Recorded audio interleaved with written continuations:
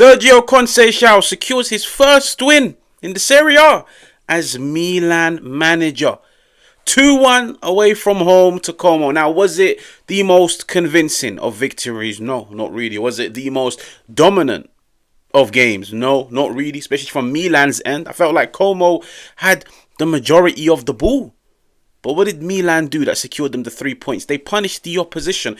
But before I dive into everything, I just have a question for every Milan fan. And it must be so frustrating watching your team season after season, watching your club conduct business summer after summer after summer.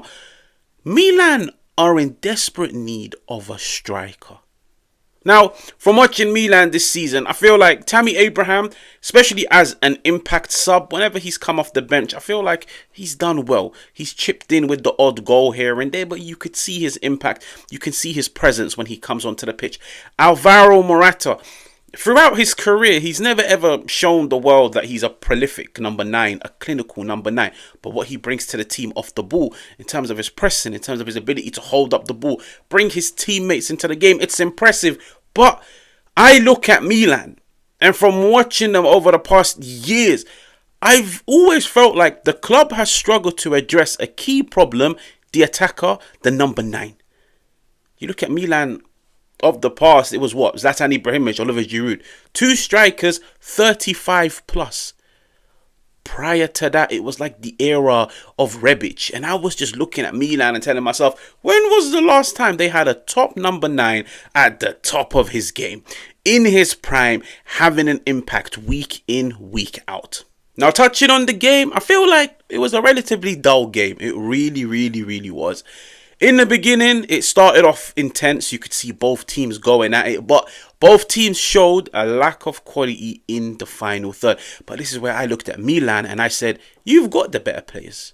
You have the better players. That is a fact. You've got the better players on paper. I looked at Milan and told myself, this is a team that's just coming off the bounce of a Super Coppa win. The players need to be motivated. These are players that need to be rejuvenated. These are players that have got a point to prove to the manager. But as wild as it may sound, when it comes to a Serie A game where the teams are more tactical, the opposition are happy to sit back at times. It's away from home. It's hostile. The atmosphere, the opposition are aggressive, tenacious. They get stuck in. Cesc, Fabregas, Como. When you look at the league table, they aren't doing that well, but they are tough opposition. I looked at Milan today and I just see a shortage of quality. But most importantly, on top of a shortage of quality, I see a shortage of consistency in attack. Today, I look at Rafael Leão. Rafael Leão, I feel like the second half performance against Inter, it was amazing. It was amazing. He brought energy. He brought fight. He brought quality to Milan. I looked at him today. And it's funny because he's always back and forth with Antonio Cassano where he's like, he's not good enough and this and that. And I feel like sometimes those comments give Rafa Leao that extra boost. But today I looked at him and he looked like a player that wanted to secure the 3 points for his team. From picking up the ball in his own half and hurdling challenge after challenge, putting it on a plate for Reinders in the second half. And there's a reason why in the thumbnail it says, give me freedom. I personally look at Milan's attack, especially the focal point, especially in the centre. As much as what Tammy Abraham and Alvaro Morata bring to a team, both of them throughout their careers have shown they are not the most prolific. They are not the most clinical. They are not strikers you can rely upon to score you goals week in, week out. Fair enough, they bring different things to the table. But I look at Sérgio Conceição and I say one thing and one thing only. This game against Como showed the strengths and the weaknesses of some of these players. When you look at the first goal that Milan conceded against Como, Theo Hernandez, I'm looking at him and I'm thinking, sweet. Como player, Leao gets the ball out wide. He's got you 1v1 in isolation. Don't let him cut inside on his favoured left foot. You need to engage. You need to step forward. You need to close down any angle he has to have a shot. And I'm looking at it and I could see the player has the ball for about 1, 2, 3, 4, 5 seconds. And I'm just watching Theo Hernandez and I'm thinking, when are you going to engage? When are you going to close him down? Because sooner rather than later, he will shoot. Cuts inside on his favoured left foot. Shoots. Minions near post. A shot a goalkeeper should be saving, but I feel like it definitely caught him by surprise. But I look at Theo Hernandez and I see one thing that I've known for years. Theo Hernandez is very good going forwards. But Theo Hernandez backwards is a liability. He really, really, really is. I feel like his reading of the game isn't the best. I feel like his judgment isn't great. I feel like just winning duels, it isn't a strong point of his. But guess what happens? 10, 15 minutes later, it's a lovely goal. Fair enough, you could say he was lucky the way he sliced the ball and it looped over the keeper. But Theo Hernandez showed his quality in the more offensive zone of the pitch. 5 minutes later, Rafa Leao in a more central area, stretching the opposition, making the run in behind, dinking it over the keeper. So when you look at Milan's entire performance, what were the weaknesses? The weaknesses are their fullback is great going forward, but poor backwards. Centrally in attack, they struggle. But as soon as Rafa Leao went into that central position, a player that can play with his back to goal, a player that has the technical ability to bring his teammates in the game, a player that can run in behind and stretch the opposition. Rafa Leao is a quality player, and he showed it throughout the game where he can pick up the ball and take on players and beat them for ease.